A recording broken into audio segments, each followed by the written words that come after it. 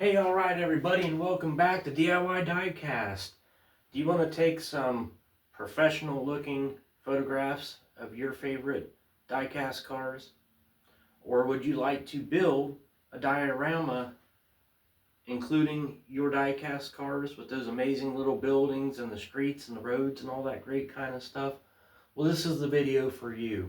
I'm going to show you and share a lot of my tips for photography for your 1/64 scale diecast, and also some examples of some amazing diorama pieces that you can use that are budget friendly, very highly detailed, and probably some things that you've never even thought about or considered to adding to your dioramas. I have a table full of amazing examples here, and I'm going to come over there and grab the camera, get you up front, close, and center. I always have a problem saying that for some reason. Anyway, I'm going to bring you closer so you can get a close-up look as I show you all these great examples to help you make better photographs of your custom vehicles and some great diorama pieces. Alright, so before I get started talking about these pieces individually, let's scan the table and take a look at all of the items we'll be discussing here today. And in no particular order, I guess maybe I'll start over here on the left. Alright, so I do a lot of short videos for my channel, and if you're not subscribed or this is the first time you are finding DIY Diecast, subscribe, would you? And you can be notified when each new short video and my long form videos are dropped. And if you do or you have watched any of those before, this may look very familiar to you. When I do a short video on my four-wheel drive vehicles, I have this, it's just a great looking rock that I picked up from a local river, and it just makes a great prop for four-wheel drive pictures.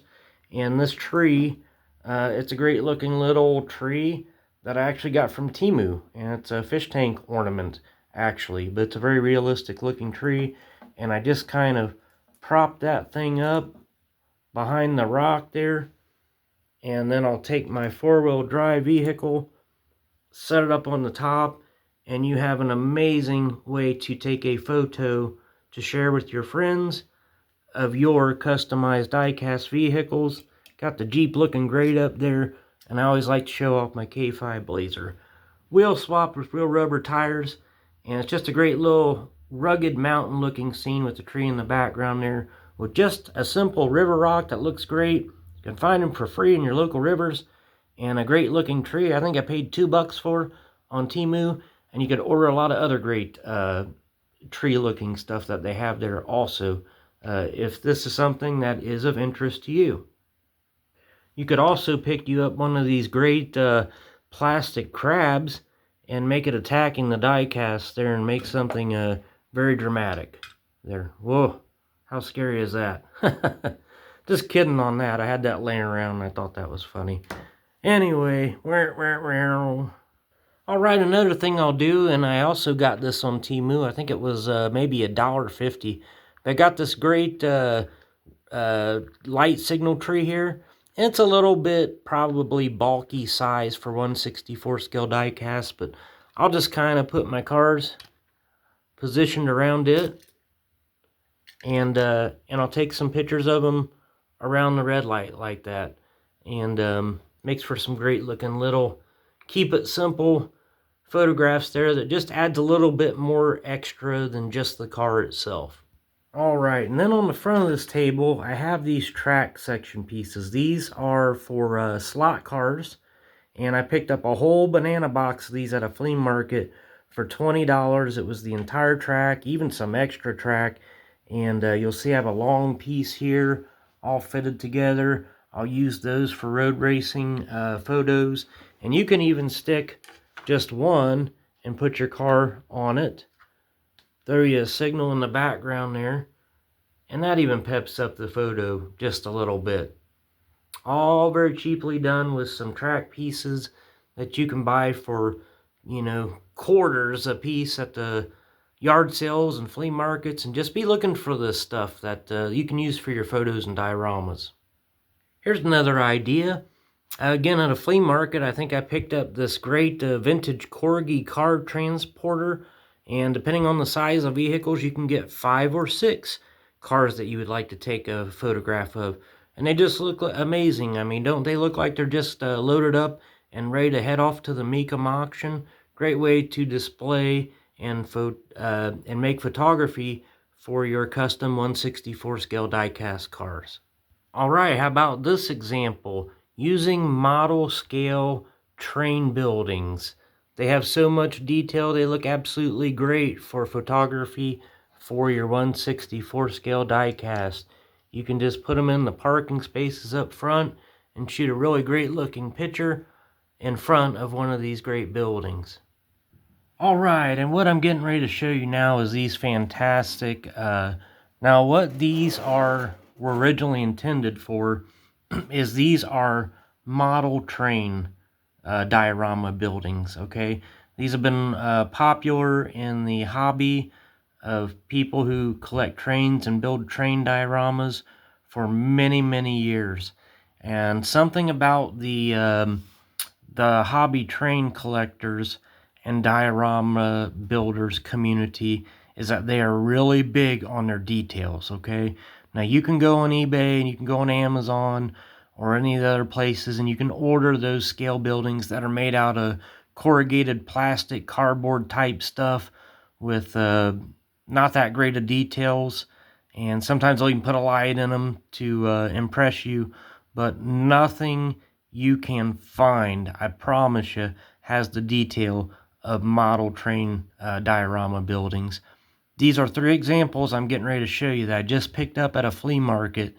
Each one of these only $5 a piece, and you just are not going to believe the details on them. So I'll go ahead and get started with this first building here. This is the one I used to take that last photograph with, but it's the right, these buildings are generally, most of them are the right size for 1/64 scale diecast, so they look correct sitting next to them as it pertains to size, okay?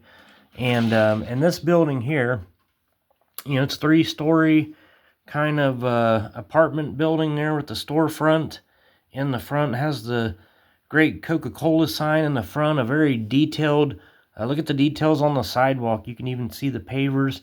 Every single brick is visible on this building.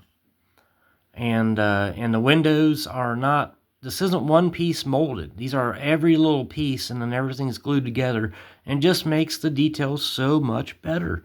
And then a lot of these buildings too, I mean, now the details, you'll typically find them all over the building. Look at that on the top of the roof. Very, very accurate. It has that sandy gravel kind of stuff you'll find on the top of them old buildings. And the light thing that's there, the skylight, yeah, that's what they would call them. And even the hatch door that you would come up through to get onto the roof. It's all there. And the little ledges and the decorative pieces, they're there. And then they're also functional from many different sides. And so if you didn't want to go with the storefront building, you just flip this building around and you have a little warehouse building or a garage there. And you got even a little entrance to go down into the basement. I'm telling you, you just can't beat model railroad buildings for dioramas when it comes to your Hot Wheels. Got the little glass in the windows. I mean, just amazing. So there's one example, and that's the smallest of the examples that I have to show you here today. And here's just another neat old building. And I believe that probably the train used to run through this building when it was in its train diorama. But you can see the amazing little office with the front door. It even has the great little old school light on it. Even has the stovepipe exhaust coming up through the roof. The roof is detailed in that old barn metal in sections. Got the skylights again on this building, and the exhaust for the wood stoves that would have been in this building. Flip it around to the side here, and it just keeps getting better. Again, every brick is detailed in this old building. Got some kind of old crane hoist here for loading these 55-gallon drums that they have in there, and a little guy waiting outside. Another great light there, and even little lights above the doors in there. I mean, the details are fantastic. Then on the other side, you have the great opening and closing doors there, and then on this side, it's kind of basic there, but again, you know, it's just amazing, you know, garage diorama piece that is just perfect size for your 1/64th scale diecast, and with so many great details, and so much better than any of that cardboard or cheap plastic the buildings that you can find on eBay or Amazon or whatever. Don't pass these up when you run across them. They're usually at a great price, and they just make amazing diorama pieces for your 1/64 scale diecast. Alright, here's another building. It's some kind of old mill of some kind, and it's got amazing little walkway where you could put your little diorama people on there. You know, it was probably some kind of old feed mill or something like that. I imagine the train would have ran through here, and then it would have been top loaded, the feed or whatnot, through a conveyor. But it's got the barn siding on it. Every board is visible in the details of this building. The roof is correct, and it's just amazing. And you flip it over, and you got a different look to take a picture of or to set up in your diorama from every single angle, and a few little garage slots there. Just amazing, and again, just the perfect scale for your diecast vehicles there. Alright, so I use a lot of train stuff for my diecast displays and dioramas, and another thing I use is the train cars themselves. Now, this train car is missing the wheels, and in a previous video, you may know why if you've seen this. I took the wheels off of this train because you can use them to lift your 1/64 scale diecast. And using the wheels from this train, I know it's hard to tell right now, I actually raised the El Camino with it, and I used, of course, regular truck wheels with real rubber tires. But what I did was, and I hope you'll be able to see the details, but the axles are actually the axles from this train car. And they just look amazing in that they have the little springs and all the little details that a real axle. It just looks so right for the vehicle, you know. And so you can use those axles to lift your, and it looks very clean. It has a nice presentation, and those right there are the old axles that were on this train car, okay? And then when you do that, you can take an old, you ever go to a yard sale or a flea market and you find those cheap bags of die-cast for like $1 and you get all them junk cars in there or whatever? Well, buy that stuff, because there could be a semi trailer in there that looks cheap and generic. You can take the dolly wheels off of that and put them on this, and a little fifth wheel ball on here, and you can make yourself an amazingly detailed semi-trailer out of this thing. I particularly like to do it with the container cars. They look even more realistic than this one, and also the tanker cars too. They make the most realistic looking semi-trailers, more so than probably anything you could buy out there. So there's multi-purposes for these when you find them. The plastic ones like this are usually really, really cheap, and you can get a lot of great use out of them. So don't pass these up either. Alright, and the last thing I want to talk about is, you know, when I say that I collect die-cast, I collect all kinds of die-cast. I'm really, if it's die-cast, I love it. I'm a car guy, and I love cars, and I love all kinds. And there are companies out there that make die-cast that are specifically geared and aimed towards the model railroad collecting community. And one of the leading companies for these vehicles is Ledo. That's L-L-E-D-O. And for many, many years, they have been the specialist in making models for railroad dioramas or whatnot. And here you'll see in here is a great Northwest Territories double-decker bus. And have some other examples here. This is another great bus. It's an old-timey one, probably from the teens of the early 30s. The finest toy shop in the world, Hamley's, on the side there.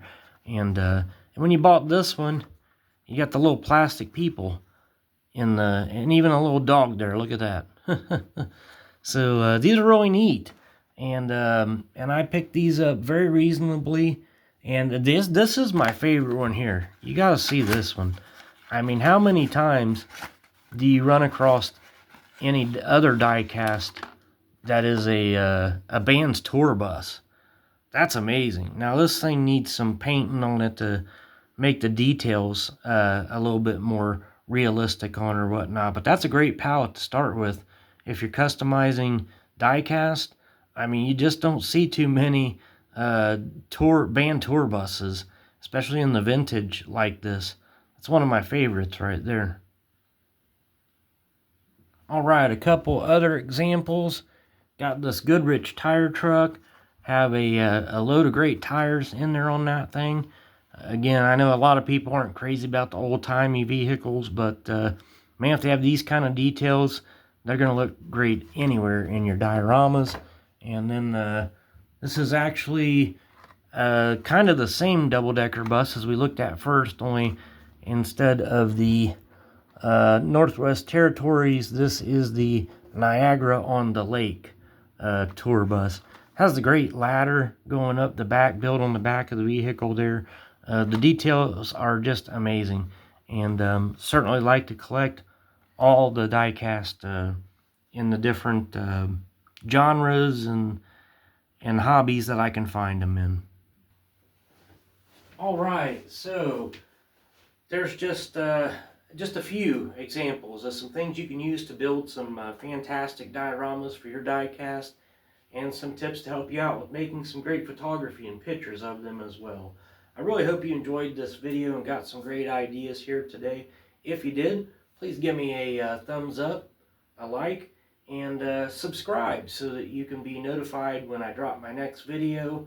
I have a lot of videos for you to go back and watch if you'd like to do so, if you are new to finding the channel. And there are also a lot of great shorts. Another great reason to subscribe, or reasons, is one, it's absolutely free. And if you do subscribe, you won't miss out on my daily shorts video drop. Every single day, and I've been able to do it for a long time, I'm dropping a short video on custom diecast, wheel swaps, and all kinds of great stuff. So if you subscribe, then you won't miss it. You'll get that notification. You'll get to see a brand new short video every day of a brand new diecast being customized in some kind of way or display. And I just want to tell you thanks for watching, and hopefully we see you next time.